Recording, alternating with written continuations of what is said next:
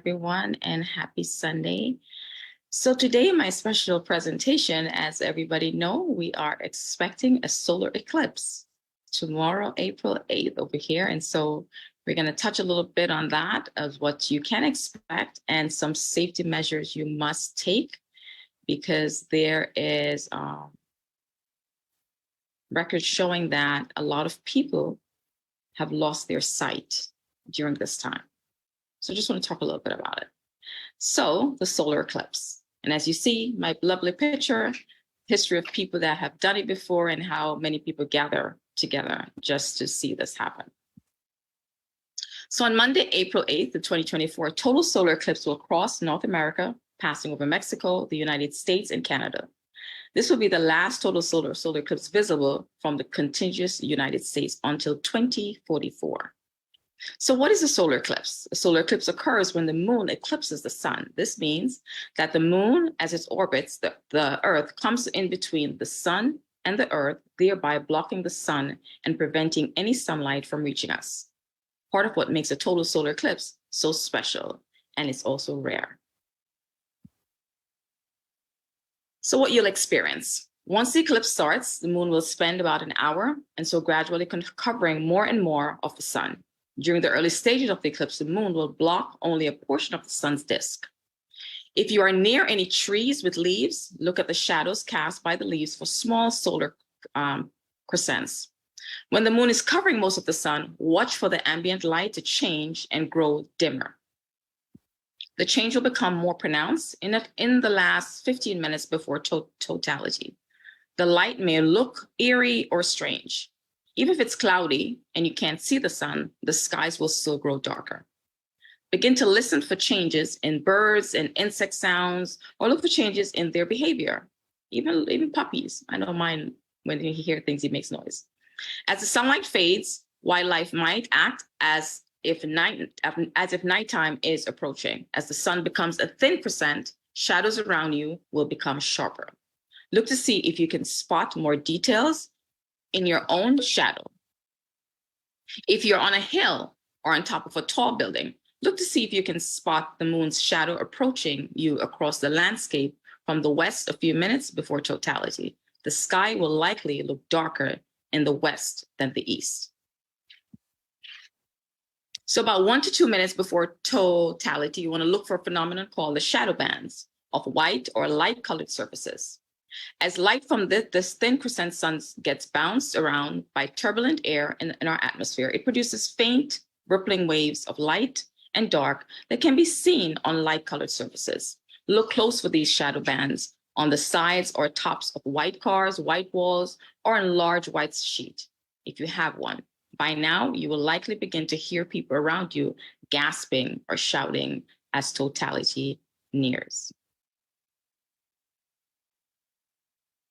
Seconds before the totality, you'll see the moon almost completely cover the sun, leaving a few bright spots of sunlight shining through valleys on the mountains called Bailey's beads, or one bright gleam of light on one side of the moon, forming what looks like a diamond ring in the sky.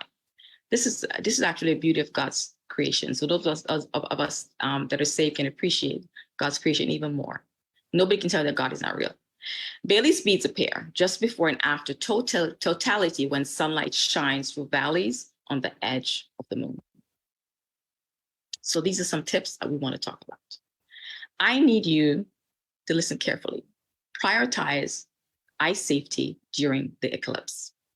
When watching the partial phases of the solar eclipse directly with your eyes, which happens before and after totality, you must always look through safe solar viewing glasses called the eclipse glasses, and you can Google those, or a safe handheld solar viewer. Eclipse glasses are not regular sunglasses.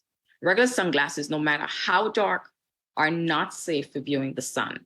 Safe solar viewers are thousands of times darker and ought to comply with the ISO, when you listen to this code, ISO 12312-2 international standard. Always inspect your eclipse glasses or handheld viewer before use. If torn, scratched, or otherwise damaged, discard the device. Always supervise children during while they're using these viewers. Do not look at the sun through a camera lens, telescope, binoculars, or any other optical device while wearing eclipse glasses or using a handheld solar viewer. The concentrated solar rays will burn through the filler and cause serious eye injury. Looking directly in the sun during the eclipse could permanently damage your eyes if you don't wear the right eye protection. We need to make sure we are protecting our eyes. This exposure to the light can cause damage or even destroy cells in the retina, the back of the eye, that transmit what you see to the brain. So here are people viewing it. You see them with their glasses. That's what you want to be wearing. So where can I get some of these solar glasses? You see kids love this stuff, by the way. You can get free at your local public library. You can go to them and ask. There's a chain of restaurants called Sonic and Smoothie King that are offering glasses. Of course, you have to do a little purchase and you will get it. With a good chunk of Empire State falling in the path of totality, New York is distributing free glasses at locations including New York State Welcome Centers and Thruway rest stops. Warby Market is also distributing glasses free of charge at all its retail location. And you can check in your local areas, especially in Canada, to see where they're actually giving those out. Important notice, I'm going to reiterate. If you plan to look directly at this eclipse, you must have your glasses. Proper eye protection must be worn throughout the total solar eclipse, except for like roughly 3.5 to 4 minutes when the moon fully obscures the sun. But if you're looking in that sun, you must have it. It's important. You can lose your vision. And many people have been admitted losing their vision or cannot see for good 12 weeks or more. If you want to use a telescope, binoculars, or camera to view a partial eclipse, you must place a safe solar filter on the front of that device, protecting the optics from the sun's intense heat and light. Now, during 2017, we had one, right? An eclipse. And there's a big difference between that eclipse and this one. So during 2017, the total solar eclipse, the moon was a little bit farther away from Earth than it will be during the upcoming total solar eclipse, causing the path of that eclipse to be a little skinnier. In 2017, the path ranged about 62 to 71 miles wide.